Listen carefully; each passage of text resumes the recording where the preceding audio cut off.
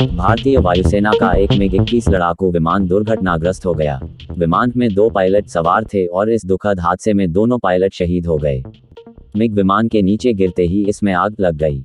घटना राजस्थान के बाड़मेर के पास की है। अहमदाबाद की एक विशेष अदालत ने शहर में 2008 में हुए सिलसिलेवार बम धमाकों के मामले में 38 दोषियों को इस साल फरवरी में सजाए मौत और 11 अन्य को उम्रकैद की सजा सुनाई थी। इन धमाकों में 59 लोगों की मौत हो गई थी और 200 से अधिक लोग घायल हो गए थे। 26 जुलाई 2008 को अहमदाबाद शहर में 22 बम विस्फोट हुए थे। पुलिस ने दावा किया था कि प्रतिबंधित students Islamic movement of India यानी सिमी के एक धड़े इंडियन मुजाहिदीन से जुड़े लोग बम धमाकों में शामिल थे। ट्रायल कोर्ट ने 49 आरोपियों को गैरकानूनी गतिविधि रोकथाम अधिनियम की धारा 16 के तहत दोषी ठहराया था, जो कानून के अन्य प्रासंगिक प्रावधानों के साथ साथ आईपीसी की धारा 302 हत्या और 120 भी आपराधिक साजिश से संबंधित है। 28 आरोपियों को बरी कर दिया गया है। उत्तराखंड के रुड़की में मुजफ्फरनगर के कांवड़िये की हत्या के आरोप में पुलिस ने 6 युवकों को गिरफ्तार किया है। मंगलवार को कांवड़ियों के 2 गुटों में खूनी संघर्ष हो गया था, जिसके बाद कार्तिक पुत्र पवन निवासी गांव सिसौली जिला मुजफ्फरनगर की मौत हो गई थी। चिता पर भी मां बाप की शक्ल देखने नहीं गया। महानगर के गांधी पार्क क्षेत्र की विकास नगर कॉलोनी गली नंबर 1 में सेवानिवृत्त एडीओ पंचायत ओम प्रकाश, उनकी पत्नी सोमवती व 3 वर्षीय भतीजी शिवा की हत्या सोमवार शाम उनके बेटे सौरभ ने कर दी थी। तीनों को हथौड़े और पत्थरों से बेरहमी से मौत के घाट उतारा गया था। पिता से जिम के लिए 10 लाख रुपए न मिलने के विवाद में सौरभ ने सोमवार शाम इस हत्याकांड को अंजाम दिया था। वैष्णो देवी यात्रियों की सुरक्षा तथा बेहतर यात्रा प्रबंधन के लिए यात्री कतार प्रबंधन स्काई वॉक का निर्माण होगा। सीपीडब्ल्यूडी की ओर से इसका निर्माण किया जाएगा। यह यात्रा ट्रैक से 20 फुट ऊपर वुडन फ्लोरिंग वाला होगा। 200 मीटर लंबे स्काई वॉक में 2 रेस्क्यू इलाके होंगे। साथ ही वरिष्ठ नागरिकों व महिलाओं के लिए बैठने का भी प्रबंध होगा। इसके साथ ही 2 प्रतीक्षालय वॉशरूम सुविधा का भी स्काई वॉक के साथ निर्माण किया जाएगा। प्रतीक्षालय में 150 यात्रियों के बैठने का प्रबंध होगा। उपराज्यपाल ने 5 महीने में कार्य को पूरा करने की हिदायत दी। कपड़े न पहनने के लिए अरेस्ट होंगे रणवीर सिंह। शाहरुख खान ने पहले ये बात कही थी। अभिनेता रणवीर सिंह ने हाल ही में अपने बोल्ड फोटोशूट की तस्वीरें साझा करके इंटरनेट की दुनिया में सनसनी मचा दी है और इस वजह से वह लगातार सुर्खियों में बने हुए हैं। अभिनेता को सोशल मीडिया पर जमकर ट्रोल किया जा रहा है। लोग उनकी तस्वीरों पर तरह तरह के मीम्स बनाते नजर आ रहे हैं। वहीं महिलाओं का शील भंग करने और उनकी भावनाओं को आहत करने के आरोप में अभिनेता पर प्राथमिकी भी दर्ज करवाई गई है। हालांकि अभिनेता शाहरुख खान ने सालों पहले ही इस बात की भविष्यवाणी कर दी थी कि रणवीर सिंह एक दिन बिना कपड़ों की वजह से बुक किए जाएंगे। आगरा में सावन माह के तीसरे सोमवार को कैलाश मंदिर पर मेला लगता है। इसको देखते हुए रविवार शाम 4 बजे से मंगलवार सुबह कार्यक्रम समाप्ति तक हाईवे पर वाहनों का आवागमन प्रतिबंधित रहेगा। गुरुद्वारा गुरु का ताल से लेकर सिकंदरा मंडी तक वाहन नहीं चलेंगे। भारी वाहनों की एंट्री नहीं होगी। वाहनों को डाइवर्ट करके निकाला जाएगा। शहर में भी नो एंट्री नहीं खुलेगी।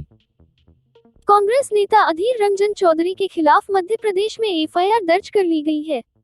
आदिवासी नेता और बीजेपी के राष्ट्रीय मंत्री ओम प्रकाश धुर्वे ने शिकायत की है। उत्तराखंड रूट की बसों का किराया बढ़ गया है। इस रूट पर 3 बसें चलती हैं।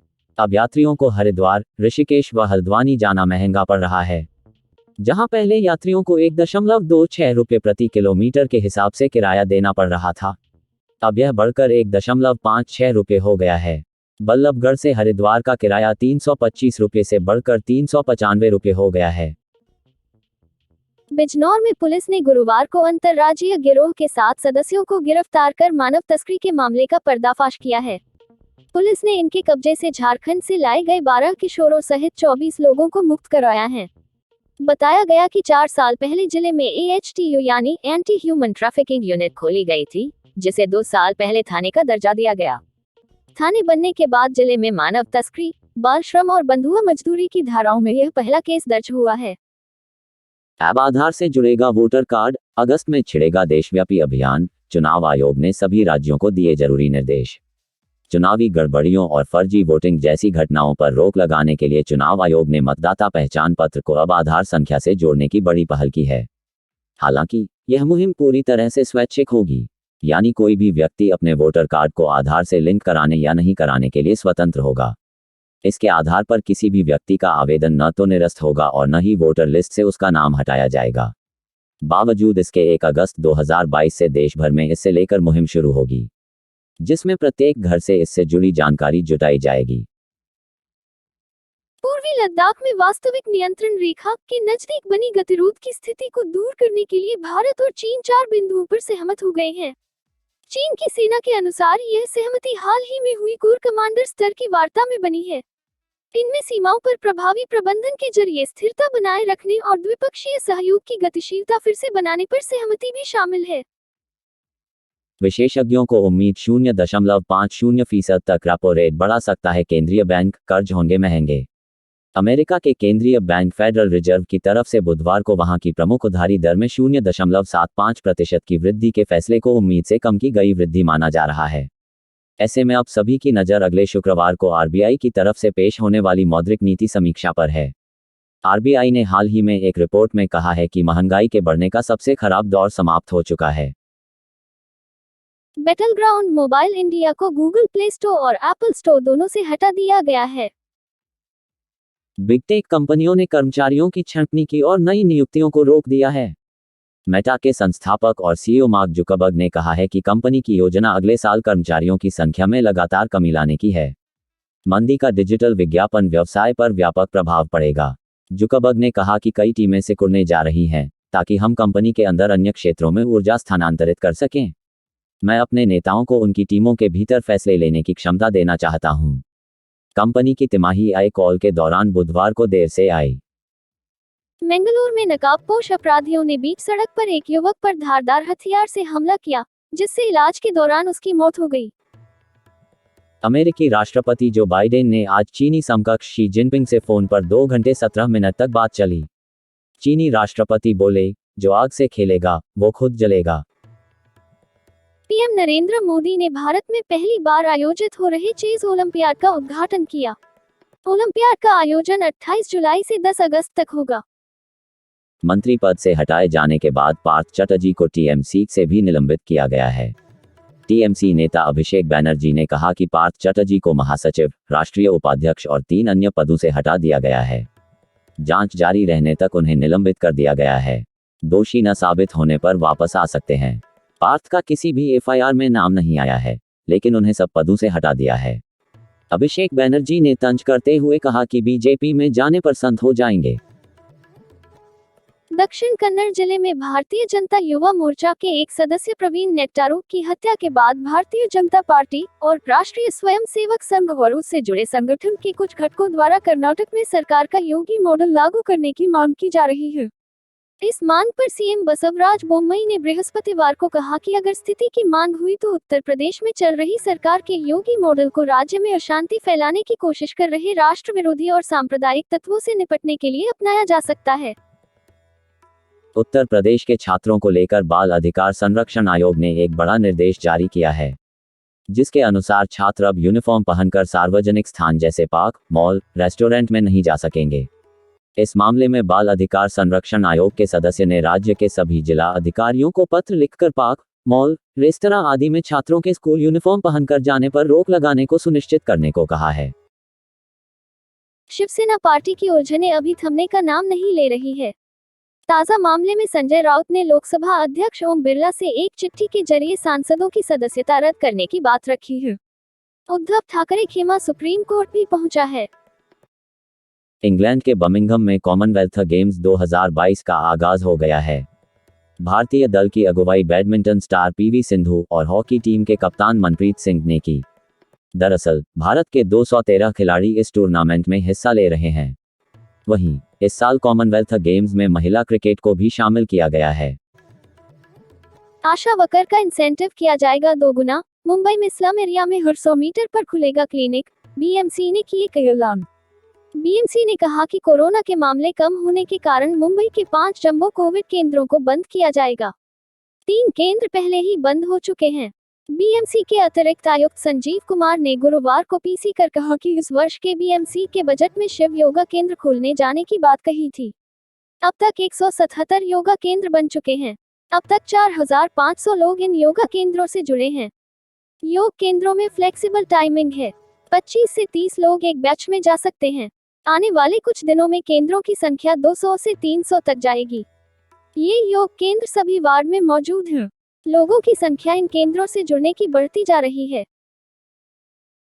कांग्रेस नेता अधीर रंजन चौधरी द्वारा राष्ट्रपति द्रौपदी मुर्मू को राष्ट्रपत्नी बोलने पर गुरुवार को संसद में भारी हंगामा हुआ।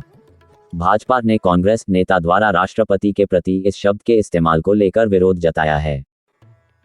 धनबाद के जज उत्तम आनंद की हत्या के मामले में आरोपियों लखन वर्मा और राहुल वर्मा को साजिशन हत्या और साक्ष्य छिपाने का दोषी पाया गया है।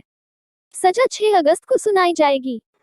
कर्नाटक में भाजपा युवा मोर्चा के नेता प्रवीण नेट्टारू की हत्या के मामले में गिरफ्तार आरोपियों के पिता का कहना है कि उन्हें इसलिए निशाना बनाया गया क्योंकि वे मुस्लिम हैं। बीजेपी नेता की हत्या के मामले में मैंगलोर पुलिस ने गुरुवार को 2 लोगों को गिरफ्तार किया, जिनकी पहचान शफीक बल्लेरे और जाकिर सवानूरू के रूप में हुई। बीजेपी युवा मोर्चा के नेता की हत्या के मामले में इंडिया टुडे टीवी से बात करते हुए शफीक बल्लेरे के पिता इब्राहिम ने कहा, मैं प्रवीण की दुकान पर काम करता हूं। मेरा बेटा शफीक और प्रवीण अक्सर वहां बात करते थे और वह यानी प्रवीण हमारे घर भी आया करते थे। हमें नहीं पता कि मेरे बेटे को क्यों गिरफ्तार किया गया है।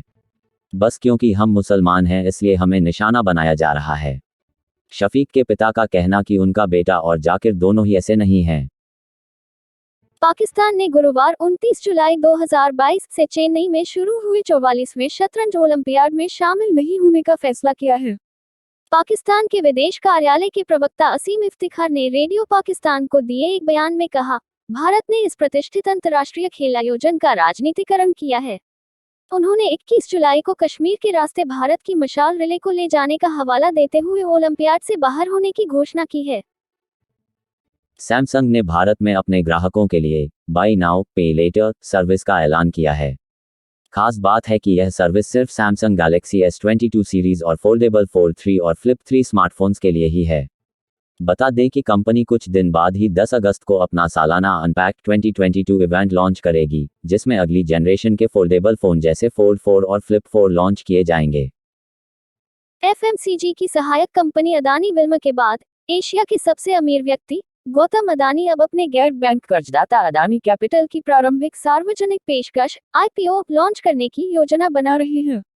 अदानी ग्रुप इस इश्यू के जरिए करीब 1,500 करोड़ रुपए जुटाने की प्लानिंग कर रही है। बताया जा रहा है कि कंपनी का IPO 2024 की शुरुआत में लॉन्च किया जाएगा। ब्लूमबर्ग की एक रिपोर्ट के अनुसार प्रबंध निदेशक और मुख्य कार्यकारी अधिकारी गौरव गुप्ता का कहना है कि अदानी कैपिटल की पहली बार शेयर बिक्री शैडो बैंक में लगभग 10% हिस्सेदारी की पेशकश करेगी और लगभग $2 बिलियन के मूल्यांकन का लक्ष्य रखेगी। रिपोर्ट के मुताबिक अदानी कैपिटल का लक्ष्य प्रौद्योगिकी का उपयोग करके 3 मिलियन रुपए तक के कर्ज के लिए अधिक बाजार पर कब्जा करना है। शिक्षक पात्रता परीक्षा 2022 के लिए एडमिट कार्ड जारी कर दिया गया है। अभ्यर्थी आधिकारिक वेबसाइट tet.apcfss.in के जरिए परीक्षा प्रवेश पत्र डाउनलोड कर सकते हैं। परीक्षा का आयोजन 6 अगस्त 2022 से किया जाएगा।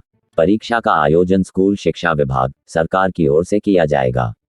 आंध्र प्रदेश राज्य शिक्षक पात्रता परीक्षा APTET 2022 6 अगस्त से 21 अगस्त 2022 तक आंध्र प्रदेश के सभी 13 जिलों में आयोजित की जाएगी। APN Broadcast Service